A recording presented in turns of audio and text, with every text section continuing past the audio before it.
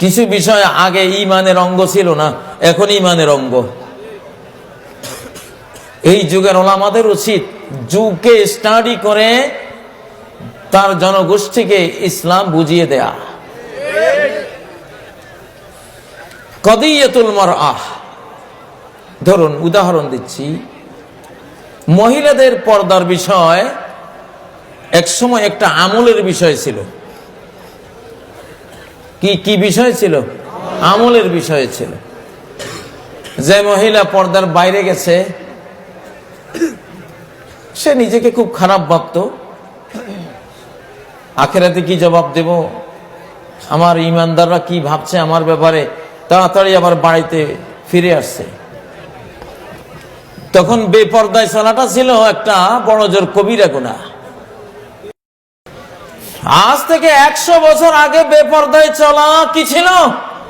কবিরা গুনাহ ছিল। এই যুগে বেপর্দায় চলা কবিরা গুনাহ না, কুফরি, বেঈমানি। কারণ এই যুগে বিশ্ব পাল্টে গেছে। এখন পর্দা করাকে বলা হয় নারী নির্যাতন। পর্দা করতে বললে হেডমাস্টারের চাকরি থাকবে না।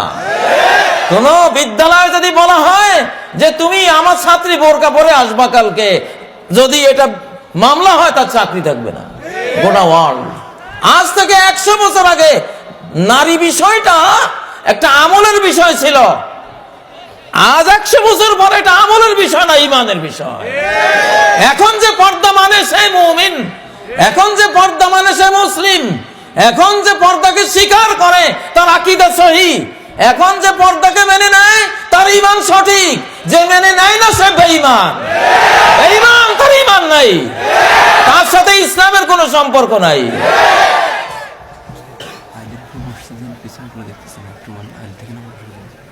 জি,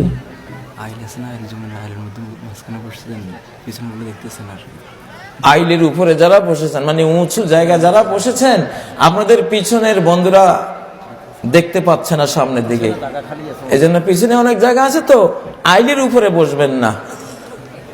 আইলের উপরে যারা বসে আছেন হয় সামনে সরে আসেন, না হয় পিছনে। কারণ আমার সামনে যদি উঁচু একজন বসে থাকে তাহলে আমি তো আর সামনে কিছু দেখবো না। আচ্ছা, সুবহানাল্লাহি ওয়া বিহামদিহি সুবহানাল্লাহিল আযীম।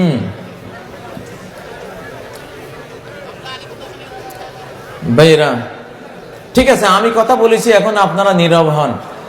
আপনারা মুখ হতে যাবেন না, বক্তা শুধু মুখ আর শ্রোতারা সবাই কান। মাহফিলের মধ্যে মুখ কয়টা থাকে? একটা। সেটা কোনটা? যারে আপনারা বসাইছেন, আপনারাই তো বসাইছেন, আমি তো জোর করে বসি নাই। আপনারা আমাকে দাওয়াত দিয়ে ঢাকা থেকে এনে চেয়ারে বসে বলেছেন, জনাব কাজী সাহেব আপনি মুখ হবেন, আমরা সবাই কি কানে কি কথা কয়? তো আমি কিছু কথা শুনতে পাচ্ছি যে কোনো কথা নাই। মুখ কথা বলবে, কান শুনবে। আল্লাহ মানুষকে মুখ কয়টা দিয়েছেন? কান কয়টা? তার মানে কি শোনার দায়িত্ব কোয়ান্টিটি বেশি, বেশি শোনা উচিত। বলছিলাম নারী বিষয়টা আজ থেকে 100 বছর আগে একটা আমলের বিষয় ছিল। আজকে নারী বিষয়টা আমলের বিষয় না, ঈমানের বিষয়।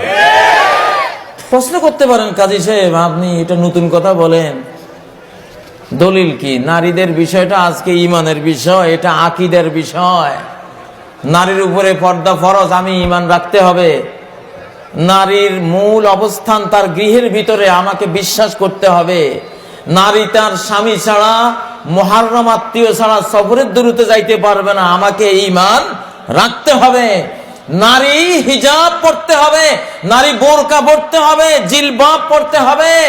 নারী শার্ট প্যান্ট পড়তে পারবে না, নারী পুরুষালী ড্রেস নিতে পারবে না। এসব বিষয়ের উপর আপনি বলতেছেন এগুলি ঈমানের বিষয়ে পরিণত হয়েছে। দলিলটা কি? যে বলে তার উপরে দলিল দেওয়া ফরজ, ঠিক না? টেলিভিশনে আমরা যখন বসি, আলহামদুলিল্লাহ আজকে এক যুগেরও বেশি হয়েছে, যতবার টিভিতে বসেছি আল্লাহর কাছে দোয়া করেছি যে ওগো আল্লাহ, এই মুখ দিয়ে এই 10-15 কোটি মানুষের সামনে যতগুলি মাসালা তুমি বলাবা, প্রত্যেকটা মাসালা কোরআনের কোন আয়াত অথবা তোমার নবী সাল্লাল্লাহু আলাইহি সাল্লামের কোন হাদিস দিয়ে বলাইও। যদি হাদিস আমার মুখস্থ না থাকে তুমি জানাই দিও, যদি ভুলে গিয়ে থাকি স্মরণ করে দিও। এই দোয়া ছাড়া টিভির ওই চেয়ারে বসে নেই। এই জন্য দলিল চাই। 35 বছর হলো সহিহ বুখারী, মুসলিম, তিরমিজি, নাসাই হাদিসগুলি পড়াই, ওস্তাদি করি। আর ক্লাস 6 থেকে সহিহ বুখারী পড়েছি আমি। আমার মনে আছে ক্লাস 6 থেকে আমি সহিহ বুখারী পড়তাম, ভালো লাগতো। ছোট ছোট বই পড়ে মন ভরে না। ক্লাস 6 এর গুঁড়া গুঁড়া বই, এগুলি কি পড়ে?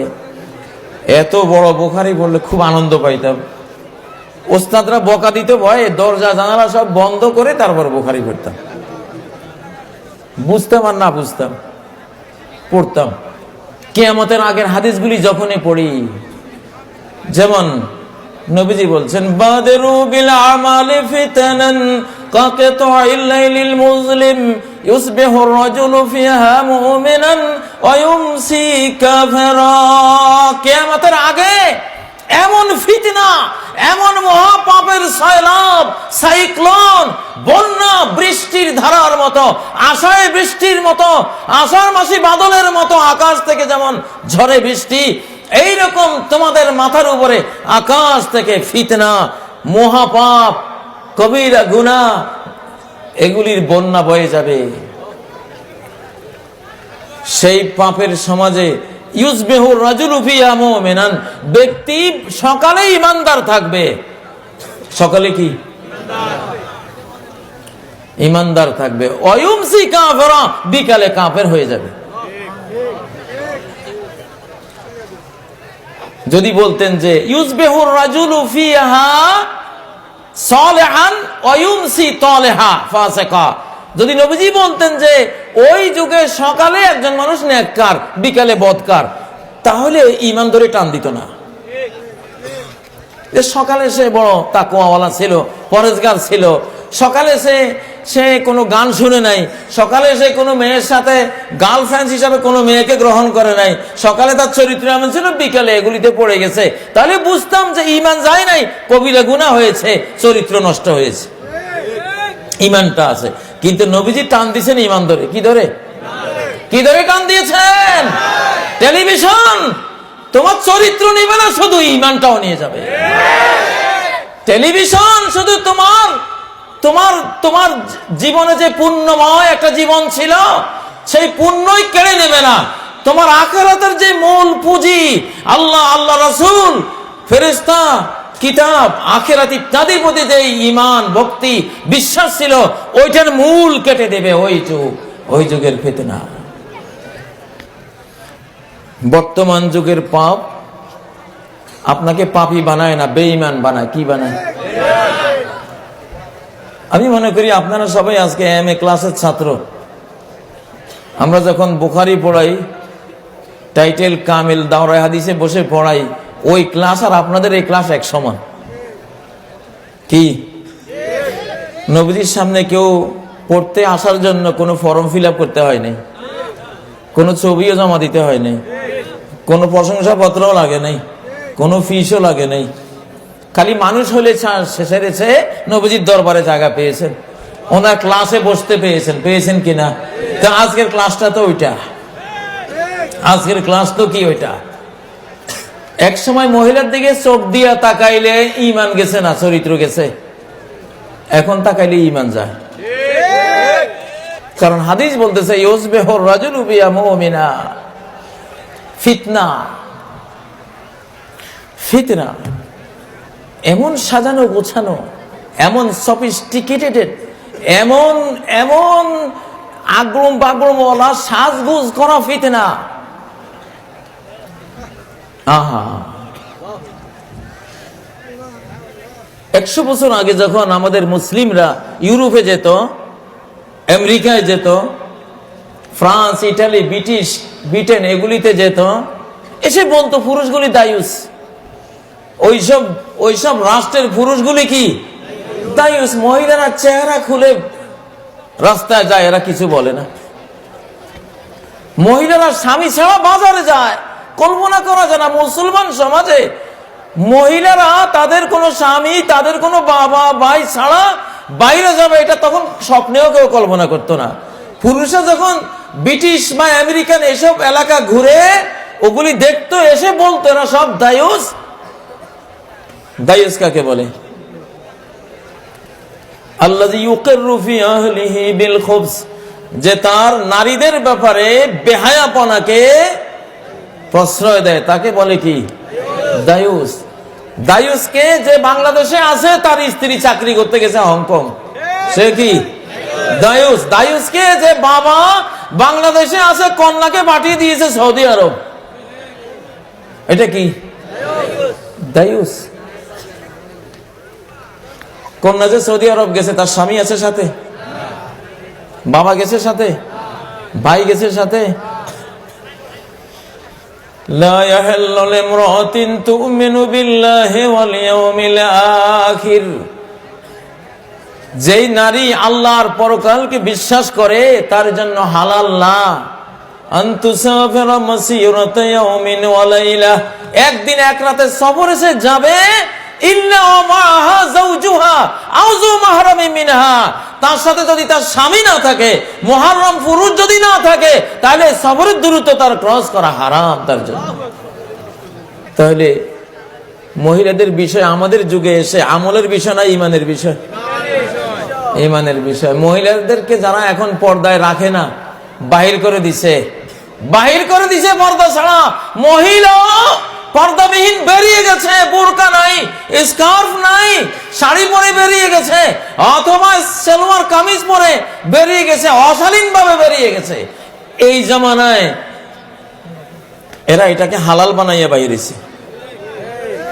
আগের যুগে যারা এগুলি করতো হারাম মনে করে করতো, এই যুগে হালাল মনে করে করে, এই যুগে হালাল মনে করে করে। এই জন্য এই যুগের এই আমলগুলি করনেওয়ালা আর 100 বছর আগে যারা করেছে, এই দুই দল এক সমান না, দুই দল এক সমান না। এই জন্য হাদিসে ফিতনার হাদিসগুলিতে ইউসবিহুর রাজুলু মুমিনান ওয়া ইউমসি কাফিরা, সকাল করবে ঈমান নিয়া, বিকেল করবে কুফর নিয়া, বিকেল পর্যন্ত তার ঈমানটা নাই।